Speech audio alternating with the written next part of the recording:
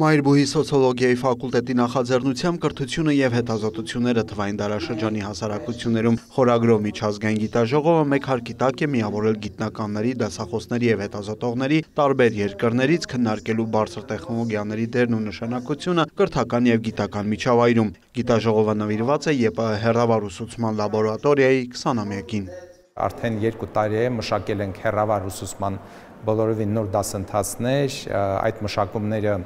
արհեստական բանականության հենքի վրա են կատարված եւ հիմա տեղադրված են համալսարանի էլեկտրոնային ուսուցման համակարգում եւ այդ գործընթացը շարունակական է։ Ինչպես կարող են նեյրոնային ցանցերը հեղափոխություն մտցնել կրթության մեջ արհեստական բանականության դարաշրջանում։ Նեյրոգիտության ոլորտում համաշխարհային ճանաչում ունեցող ԱՄՆ Օքլենդի համալսարանի պրոֆեսոր Բարբարա Օքլիի կարծիքով թվային դարաշրջանն ընձեռում է աննախադեպ հնարավորություն ինքնակրթության եւ ցանցային ուսուցման համար, սակայն պահանջում են նոր մոտեցումներ ուսանողների մոտիվացիայի, ուշադրության կառավարման եւ գիտելիքի պահպանման մեխանիզմներում։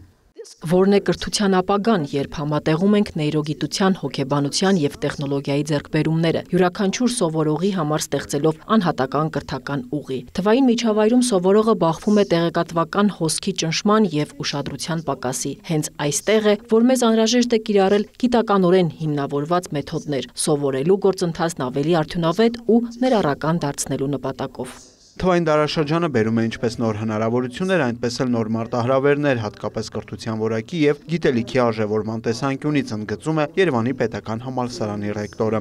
Երևանի պետական համալսարանում թվայնացման գործընթացը դիտվում է որպես կրթության արդիականացման առանցքային ուղղություն։ Արհեստական բանականությունը, առցանց գործակցության նոր մոդելները, տվյալահեն գիտությունը եւ բաց գիտելիքի հարթակները փոխում են ուսուցման ամբողջ կառուցվածքը։ Մենք ձգտում ենք ոչ միայն հետևել այդ փոփոխություններին, այլև առաջնորդել դրանք ձևավորելով նոր կրթական մշակույթ։ Ավստրիայից, Միացյալ Նահանգներից, Դանիայից, Ֆրանսիայից, Չեխիայից, Ռուսաստանից, Քուվեյթից ժամանած մասնագետները գիտաժողովին ներկայացնում են կրթական համակարգերի թվայնացման իրենց երկրների հաջող փորձը, հետազոտական նոր մոտեցումները։